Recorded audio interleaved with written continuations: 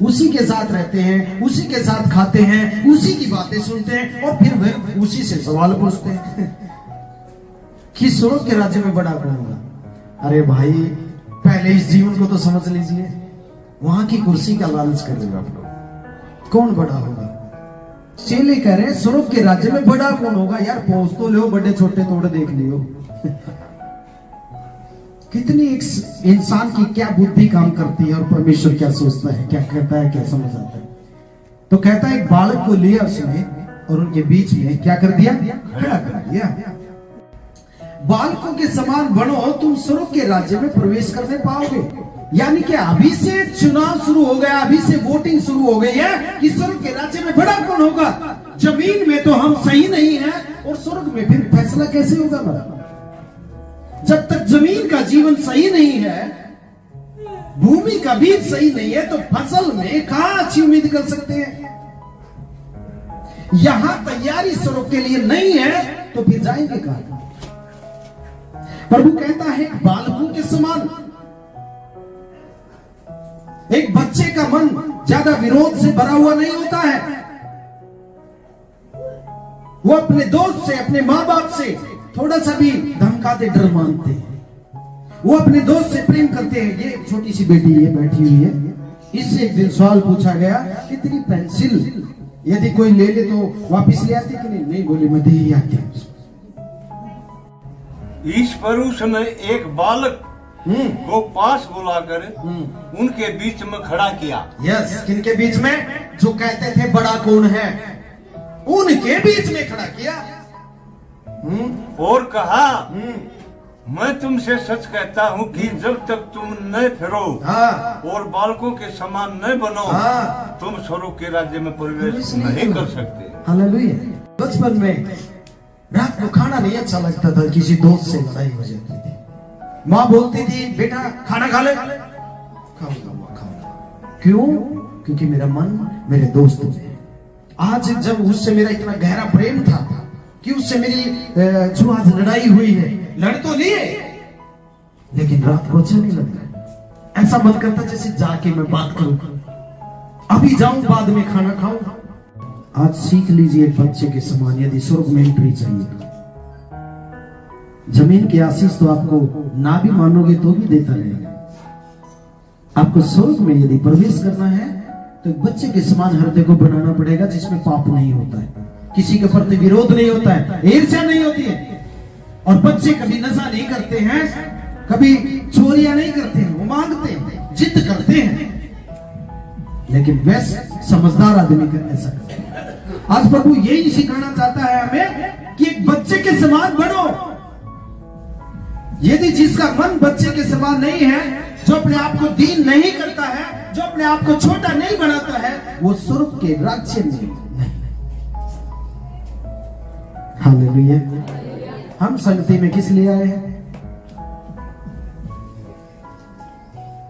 किस लिए आए हैं? एक बार कोई बताए मुझे, एक जनाब से। संगति में किस लिए आए हैं? आशीष। आशीष कौन सी आशीष? प्रभु आशीष। सही जवाब आपका। मेरे सवाल जैसा आपका जवाब है। बाकी सोच रहे क्या कहे, कदे पास्टर कुछ और कह दे। क्योंकि आशीष एक तरीके से नहीं है। आशीष हमें प्रभु ने प्राकृतिक भी दी है इस संसार में और अलौकिक भी।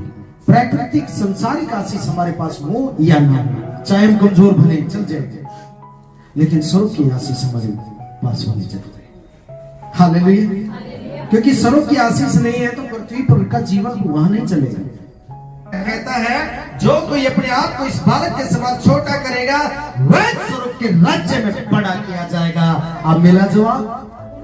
फिर वो सारे चुप हो गए। ओ भाई माफ करिए, मैंने गलती होगी मेरे पे भाई। हो ना भाई, आखिर यार तोड़ के बता। हालेलुया। इसलिए अपने आप को जो छोटा बनाएगा, बच्चे का मतलब छोटा। यदि बात होती बड़े की तो किसी व्यक्ति को खड़ा करता पड़ेगा, क्योंकि स्वर्ग का राज्य जमीन से विपरीत। जो यहां प्रशंसा चाहता है वहां कुछ नहीं मिलेगा। जो यहां दीन होना चाहता है, दूसरे की भलाई को ढूंढता, चाहे कुछ भी क्यों ना हो, जो दूसरे से प्रेम रखता है, जो कहता है कि दो कुर्ते हैं, एक उसको दे दे जिसके पास नहीं है। एक एग्जाम्पल है, हम बड़े बड़े रहे, मैं क्यों बात करूं? यदि प्रभु भी ऐसा सोचता है तो क्या सदा नरक की आग में हम नहीं जाते? उसने अपने आप को शून्य किया, एक बच्चे से भी शून्य कर दिया उसने। स्वर्ग का सारा अधिकार, जीवन उसके हाथ में, मौत उसके हाथ में, सृष्टि उसकी बनाई हुई, स्वर्ग का वो वारिस मालिक, वो अपने आप को बिल्कुल जीरो करके धरती पे आया। उसने अपने आप को इतना दीन कर दिया कि एक बच्चे से भी नीचे। जो कोई अपने आप को इस बालक के समान छोटा करेगा वह स्वर्ग के राज्य में बड़ा होगा, और जो कोई मेरे नाम से एक ऐसे बालक को ग्रहण करता है वह मुझे ग्रहण करता है। मतलब क्या? ऐसे स्वभाव में जो जिसका स्वभाव एक बच्चे के समान होता है, मैं उसके अंदर वास करता हूं। पर जो कोई इन छोटों में से जो मुझ पर विश्वास करते हैं, एक को ठोकर खिलाए, उसके लिए भला होता कि बड़ी चक्की का पाट उसके गले में लटका जाता और वह गहरे समुद्र में डूब जाता। अब ये किसके ऊपर बात आ गई? यहाँ पे दो तरह की बातें हैं, एक विश्वासी की और एक बच्चे की। इस वचन के अंदर दो चीजें प्रभु समझाना चाहता है, मैं आपको बता देता हूं। आप चाहे कुछ भी पढ़ के सीखते हो, मुझे नहीं पता, लेकिन आज जो प्रभु मुझे अगुवाई कर रहा है मैं आपको बता रहा हूं। यहां पर दो तरीके की बातें सिखाना चाहता है प्रभु। एक विश्वासी, कौन सा? जो कमजोर है या कोई नया है। कोई नया विश्वासी है या फिर कोई कमजोर विश्वासी है, उसकी बात है। और दूसरी बात है छोटे बच्चे की बात है। उस विश्वासी की भी जिम्मेदारी हमारी होती है, उसको बताएं, सिखाएं, समझाएं और कलीसिया में लेकर जाएं। क्योंकि जैसे बच्चा हर बार एक बार कहने से नहीं मानता है, नया विश्वासी भी नहीं मानता है। और आप जैसा बच्चे को बनाएंगे, यदि वो चोरी करने लगे और आपने सामान उठा के घर में रख लिया तो वो चोरी में बड़ा हो जाएगा। नया विश्वासी भी एक बच्चे के समान एक पुराने विश्वासी से सीखता है। जैसे दो बैल जब जोते जाते हैं तो जब नए को सिखाना होता है तो पुराने जो एक्सपीरियंस से पुराना जो नारा होता है उसको उसके साथ में जोड़ा जाता है, और दोनों को नए को जोड़ दिया तो वो दुमाटी खा देंगे। उसको सिखाने के लिए पुराना होता है। इसलिए जो परिपक्व है, जो विश्वास में मजबूत होते हैं, नए लोगों को एक बच्चे के समान सिखाए। और पासवान की भी यही जिम्मेदारी होती है कि उनकी देखभाल करे, उनको देखे, उनको समझाए परमेश्वर के वचन के अनुसार। हालेलुया। हो गया। और दूसरी बात क्या है? दूसरी बात है माँ बापों के लिए। वैसे ही यदि हम अपने बच्चों को प्रभु का वचन नहीं सिखाते हैं, प्रभु का वचन का भय नहीं देते हैं, तो इसका मतलब हम भी कुएं में गिरने के लायक हैं। क्यों दिए बच्चे हमें? हमारे कोई जोर चला था? परमेश्वर ने हमें बच्चे दिए, हमें माँ बाप होने का अधिकार दिया है। और उसी बच्चे को हम उल्टी आदतों को मनोरंजन की आदतों में डालते हैं, उनको दूसरों की होड़ कंपटीशन सिखाते हैं। क्या ये प्रभु का भय है? उस बेटे के पास तो छोटा सा मोबाइल है, मैं बढ़ा दूंगा, मेरे बेटे को टैब लगा दूंगा। क्या ये प्रभु का भय है? क्या ये प्रभु का वचन है? आने वाले समय में वो लोग देख भी लेंगे कि जो दिलाया है वही बोया है वही काटे। प्रभु ने कहा बच्चों के समान मन, क्योंकि बच्चे की स्टोरी को आप समझते हैं कि बच्चा क्या होता है। आपने कई बार देखा है, ये छोटा सा बच्चा किसी दूसरे आदमी की भी बेटा थोड़ा सा आराम से बोलते है, उसकी उंगली पकड़ के साथ भी हो लेते, क्योंकि उसे भी पराया नहीं समझते। वो कई बार ऐसी चीजों को हाथ में उठा लेते हैं जो सांप को भी पकड़ लेंगे, लेकिन बड़ा आदमी सचेत हो जाए। एक कोई कुछ भी चीज दे दे जो शरीर को नुकसान कर सकती है, उसको भी उठा लेते हो, क्योंकि उन्हें पता नहीं। आपको भी पता नहीं होना चाहिए बुराई का। पौलुस इस बात को बोलता है, उस वचन को भी मैं पढ़ूंगा आपके बीच में कि क्या कहता है पौलुस। यदि आज हम, यीशु कहता है गले में पत्थर किसके बांध दिया जाए? जो ठोकर खिलाता है। प्रभु ने बोल दिया संसार के नहीं हो तुम, यहां पे जड़ रोपने पे लगे हुए, यहीं की मौज मस्ती में लगे हुए हैं, क्योंकि दूसरे लोग सिखाते हैं ना, आगे का किसने देखा है? दो लोग, एक तो जो नए विश्वासी को ठोकर खिलाता है और एक उसको जो अपने बच्चों को शिक्षा नहीं देता, जो बहन नहीं सिखाता। उनके गले में पत्थर बांधने के लिए प्रभु ने बात की, क्योंकि बच्चों को पता नहीं होता। जब जवान हो जाते हैं तो वो समझ जाते हैं, वो अपना रास्ता खुद बना लेते हैं। हे भाइयों, तुम समझ में बालक न बनो, बुराई में तो बालक रहो, परंतु समझ में सियाने बनो। समझ रहे हैं कैसे बालक बनना? किसी को समझ आया नहीं आया? पौलुस क्लियर बोलता उस बात को। समझ में, यानी कि समझदारी की जो बातें, समझदारी के जो काम होते हैं, किसी की भलाई के लिए होते हैं, किसी के जीवन की भलाई के लिए, किसी के जीवन को बचाने के लिए जो बातें होती हैं, वो तो समझदारी होनी चाहिए। और बुराई जब करने की कोई बात है तो उसके लिए बच्चे बन जाएंगे कि मैं बुराई नहीं जानता हूं, जैसे एक बच्चा बुराई को नहीं जानता है। और यदि थोड़ा बहुत बुराई उससे होती है तो वो क्या करे? उसको शाम तक छोड़ दे।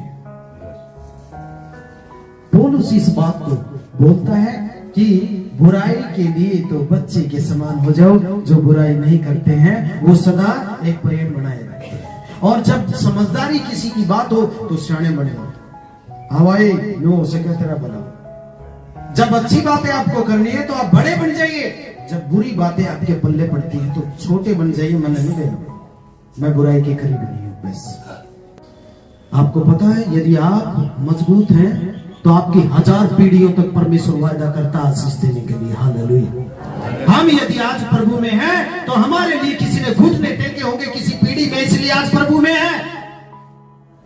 नहीं तो हमारी क्या औकात थी, हमारे अंदर कौन सी सामर्थ्य कि हम प्रभु को पसंद आए? किसी ने दुआएं की होंगी, क्योंकि प्रभु ने 1000 पीढ़ियों तक वायदा किया है कि यदि तू मेरी आज्ञाएं मानेगा तो मैं तेरी 1000 पीढ़ियों तक आशीष दूंगा। और जो आज्ञाएं नहीं मानते उनका दंड भी लिखा हुआ, वो अपने आप आ जाएगा। आशीष भी अपने आप आ जाएगी, दंड भी अपने आप आ जाएगा। परमेश्वर को तीर भाले लेके खड़ा होने की जरूरत नहीं है। दंड देने के लिए शैतान बहुत घूमता रहा, और आज्ञा मानने वाले को परमेश्वर का प्रेम बचाता है, उसकी दया बचाती है। आज हम बचाए गए, दया किए हुए लोग हैं। यदि आज हम अपने बच्चों को नहीं, एक बालकों को नहीं सिखाएंगे, पता कैसे सिखाएंगे आप? एक बच्चे के साथ बच्चा बनना पड़ता है। चींटियों की लाइन जा रही है, उधर नाली है, नदी है, नहर है, और आप चिल्ला रहे हैं आप डूबोगे डूबोगे डूबोगे, इधर आ जाओ, उधर नदी है। वो आपकी बात सुनेंगे? सुन लेंगे? यदि आपको उनको आवाज सुनानी है तो क्या करना पड़ेगा? चींटी बनना पड़ेगा, तब वो आपकी भाषा को समझेंगे। यीशु ने भी अपने स्वर्ग को यहां आकर समझाया, क्योंकि उसकी परिभाषा को समझ नहीं पा रहे थे लोग। एक धर्मी व्यक्ति से बात करता था, बाइबल से सभी से बात करता। प्रभु इतना आसान रास्ता हमें दे दिया है, फिर भी नहीं बच्चों को सिखा रहे। बच्चों को सिखाने के लिए बच्चों जैसा बनना पड़ता है, तब वो बच्चे सीखते हैं। और जो बच्चे सीख कर मानते अपने माता पिता के आज्ञाकारी होते हैं, परमेश्वर कहता है मैं वो देश जो उन्हें दूंगा बहुत दिनों तक रहेंगे। हालेलुया। आप भी यदि प्रभु की बातों को मानते हैं तो आपके जीवन को मिटाने वाला कोई नहीं, सदा तक का जीवन हमारे पास है। आप दिखो संसार में हो, लेकिन आप स्वर्ग में हुई। आप स्वर्ग के लिए बचाए गए, आप इसलिए रखे गए हैं संसार में, शरीर में, ताकि हम दूसरे लोगों को गवाही दे सकें। समझ रहे? क्या समझते आप? आपकी भाषाओं में, आपकी बातों में सामर्थ है। आप उनके जीवन को बदलने की सामर्थ्य रखते हैं। जब हम ही बच्चे ना बनेंगे, अपने बच्चों को शिक्षा नहीं देते, तो दूसरे लोग क्या कहेंगे? तेरा न संभाल लेना। इसलिए हमारा जीवन पहले हमें ढूंढना है। आपके सामने कोई नहीं बोलता है पीछे से बहुत जिक्र होता है, पीछे से बहुत जिक्र होता है आप लोगों का। शैतान चैन से नहीं बैठता है जब तक आप चर्च में जुड़े हुए हैं, आप अपनी आशीषों से जुड़े हुए हैं। जिस दिन चर्च गया, आशीष गई, क्योंकि राजकोष में ही खजाना होता है। जब तक खजाने के खजांची आप हैं तो आपके पास है, और नहीं है तो नहीं है। जब संगति नहीं आते, सही आत्मा से बात बताना आप मुझे। यदि आप प्रभु से प्रेम करते हैं, एक संगति आपकी मिस हो जाती तो आपको कैसा लगता है? ईसा हो जाए कि मैं खो गया। और जो निरंतर नहीं आते हैं, वो तो है ही कोई नहीं। जो एक संगति में नहीं हो जाए खो गया, तो जो निरंतर नहीं आती उनका क्या हाल होगा? ऑक्सीजन, आत्मिक ऑक्सीजन खत्म हो जाती है, आत्मा में मर जाते हैं लोग। आदम भी मर गया था जब प्रभु की उपस्थिति खो दी थी उसने। ये साफ तौर पे लिखा हो, जो प्रभु की संगति में रहता है वह उसके साथ एक आत्मा हो जाता है। संगति में रहता है तब एक आत्मा होता है, और वो आत्मा का प्रभाव पूरा हफ्ता आपके साथ बना रहता है। हालेलुया। और उसी चीज को हम खो देते हैं, एनर्जी को खो देते हैं, आत्मिक आशीष को खो देते हैं। ना तो हम पवित्र ठहरते हैं, ना ही हमारे ऊपर आशीष होती है। सिर्फ अपना संघर्ष होता है जिसको शैतान बर्बाद करता है। हालेलुया।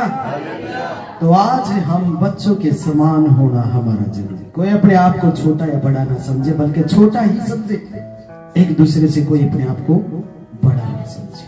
अपने मन में अपनी प्रतिष्ठा, अपने स्वाभिमान को ना रखे, बल्कि एक बच्चे के समान आपका मन हो। किसी से आपका मन मुटा हुआ, आपको ये हो जाना चाहिए, प्रभु मुझसे गलती हुई, अब की बार चर्च में जब वो बहन आएगी, वो भाई आएगा, मैं क्षमा मांगूंगा। ये आपका प्रेम प्रभु देखना चाहता है। आप जब पाप करते, गलतियां करते, जब परमेश्वर का वचन आपके सामने आता है, आत्मा अंदर से कहता छोड़ दे, इस गलती को छोड़ दे, छोड़ दे। क्यों ऐसा बार बार होता है? क्योंकि पवित्र आत्मा पाप उसके साथ मेल मिलाप नहीं कर सकती। इसलिए बार बार प्रभु उसको, या तो आप दूर होंगे प्रभु से, या फिर आप छोड़ेंगे। दो ही बातें आप कीजिए। इस कारण मैं निश्चय तुझे आशीष दूंगा। किस कारण? एक बार फिर पढ़ो इसको जोर से, और सभी कान लगाएंगे इस बात के ऊपर कि आशीष कैसे आती है। इस कारण मैं निश्चय तुझे आशीष दूंगा। क्यों? और निश्चय तेरे वंश को आकाश का तारागण और समुद्र के तीर की बालू के किनकों के समान अनगिनत करूंगा। और तेरा वंश अपने शत्रुओं के नगरों का अधिकारी होगा। और पृथ्वी की सारी जातियां अपने को तेरे वंश के कारण धन्य मानेंगी। क्योंकि तूने मेरी बात मानी है। हालेलुया। कितने लोग बात मानते हैं? आशीष आपकी है यदि आप बात मानते हैं। फिर ना कहना प्रभु मुझे आशीष नहीं देता है।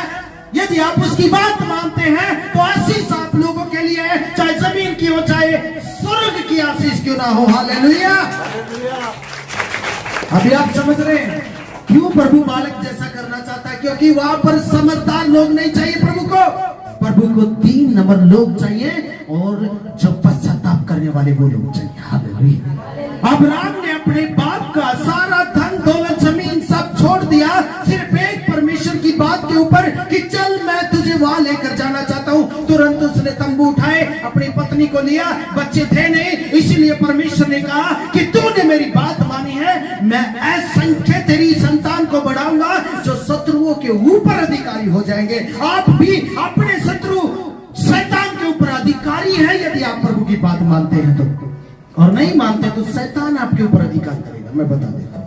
फिर ना कहना कि परमेश्वर आशीष नहीं देता है। बात मानते हैं तो आशीष आपके हाथ में है, अधिकार में है। बपतिस्मा के विषय में मैं कल बता रहा था ना कि आप अब अधिकार पाए हुए लोग हो गए। आपको संसार की चिंता नहीं करना है। आपको यह नहीं करना मेरा बेटा क्या होगा, मेरी बेटी क्या होगी, मुझे क्या मिलेगा, मुझे क्या नहीं मिलेगा, मेरी नौकरी जाएगी या रहेगी। आपको नहीं सोचना वो बात, क्योंकि यदि जानी होती तो परमेश्वर देता ही क्यों।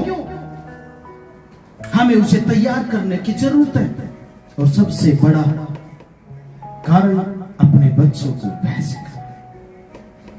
यदि आप परमेश्वर के मंदिर को तोड़ फोड़ कर अपनी इच्छा पूरा करना चाहते हैं तो फिर आप उसके विरोध में काम कर, फिर आप उसका अनादर कर रहे हैं, क्योंकि ये मंदिर है उसकी देह। हमारी देह जो है उसका पवित्र आत्मा का क्या है? मंदिर है। और पवित्र आत्मा क्या चाहता है? हमारी मन की इच्छा पूरी ना हो बल्कि आत्मा की इच्छा, क्योंकि शरीर सदा नहीं बना रहेगा, आत्मा सदा बनी रहेगी। इसलिए आत्मा की चलने दीजिए। 128 भजन संहिता में क्या लिखा हुआ है? कहता है यदि तू मेरे बताए हुए रास्ते पे चलेगा, मेरे आज्ञाओं को माना करेगा, तो घर में सतरी तेरी फलवत दाख लता सी, जैसे पेड़ के कभी फल नहीं होते, तेरी घर में सतरी के जीवन से आशीष कभी खत्म नहीं होगी, उसके हाथ में बरकत रहेगी। और दूसरा, तेरे बच्चे खुशबूदार जलपाई के पौधों के समान बढ़ते रहेंगे। हालेलुया। और तेरी कमाई को तू निश्चय खाएगा।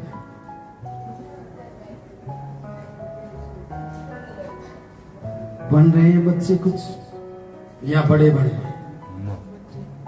कितने लोग बच्चे हैं, कितने बड़े हैं? पहले बच्चे हाथ उठाए,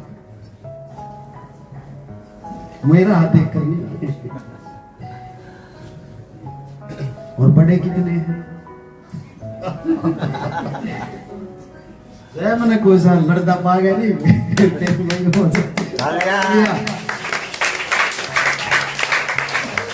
प्रभु आप सबको आशीष दे इन वचनों के द्वारा। यह हमारी भलाई के लिए, हमारे बच्चों की ब्लेसिंग के लिए। यदि हम ये दोहरा जीवन रखेंगे मेरे प्रिय बहन भाइयों, तो प्रभु किस जीवन में कौन से तरीके में हमारे काम करेगा। प्रभु चाहता है तेरी बात हाँ हो या ना हो, या तो तू पूरा संसारिक हो जाए या फिर आत्मिक। प्रभु कैसे काम करेगा जब हम दो तरीके का जीवन जीते? हम उम्मीद नहीं कर सकते प्रभु से। प्रभु से उम्मीद तब कर सकते हैं यदि आज्ञा मानते हैं, चाहे हमसे वो पूरी ना हो। वह मानते हैं अपने स्वभाव की इच्छा को पूरा करने से पहले आत्मा की अगुवाई मानते हैं। दाऊद युद्ध लड़ता था और जीतता क्यों था? क्योंकि वो पहले पवित्र आत्मा की अगुवाई मांगता था, अपने परमेश्वर की परमिशन मांगता था। चाहे उसके लोग थोड़े भी मुट्ठी भर क्यों ना हो, लेकिन फिर भी जीत कर दूसरों को माल लूट कर लेकर आता था, क्योंकि वो परमेश्वर के हाथ में सोचता था। मैं तेरे वंश को आकाश के तारागण के समान करूंगा। हाँ, क्योंकि इकलौता बेटा अब्राहम का हो चुका है, उस इसहाक से, जैसे पिता अब्राहम से बात की वैसे इकलौते बेटे इसहाक से कर रहा है, और जो वादा उसके पिता से किया वही वादा इसके बेटे से कर रहा है। देखिए आप, जब आप प्रभु के ईमानदार रहते हैं, आपके बच्चों से भी परमेश्वर बात करेगा। वही आशीष जो आपके ऊपर होगी, वही आशीष आपके बच्चों के ऊपर ना है तो ऐसा हो ही नहीं सकता, क्योंकि परमेश्वर अपनी जुबान का पक्का होता है। वो इंसान नहीं है झूठ बोल देगा, कुछ भी तीर फेंक देगा। जो उसने बोल दिया उसको पूरा किए बिना रह नहीं सकता परमेश्वर, क्योंकि अपनी बात को वो सदा पूरा करता है। हालेलुया।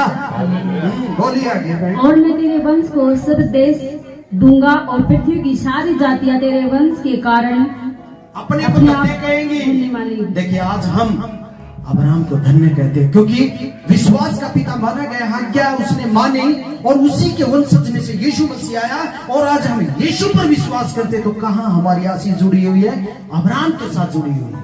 यदि हम इस वचन पर विश्वास करते हैं तो वही आशीष आपके लिए भी, स्वर्ग का जीवन हमारे लिए। हालेलुया। बोलिए। क्योंकि अब्राहम ने मेरी मानी, और जब मैंने इसे सौंपा था उसको, और मेरी आज्ञाओं की विधियों और व्यवस्था का पालन किया। क्या किया है? देखिए, बाप ने पालन किया है, माना, तो अब आज किससे बात कर रहा है प्रभु? उसके बेटे से। आप जब आज्ञा मानते हैं, परमेश्वर की पालन करते हैं, तो आपके बच्चों से परमेश्वर बात करेगा। समझ रहे? ये भविष्यवाणी के वरदान और ये यूं ही नहीं मिलते। करोड़ों रुपए दे दीजिए, आप लेके आइए। ये तब मिलते हैं जब माँ बाप घुटने टेकते अपने बच्चों के लिए। समझ रहे? यूं ही नहीं मिलते। मुझे पता है, मेहनत करनी पड़ती। बच्चे भी मेहनत तब करेंगे जब माँ बाप उनके लिए मेहनत करेंगे, सिखाएंगे। नहीं तो यूं ही रह जाएंगे संसार जैसे लठ उठाने वाले। हम वो थोड़ी है लड़ने वाले, हम तो स्वर्ग के मालिक हो जाएंगे, और हो चुके हैं जिन्होंने आज्ञा मानना शुरू कर दी।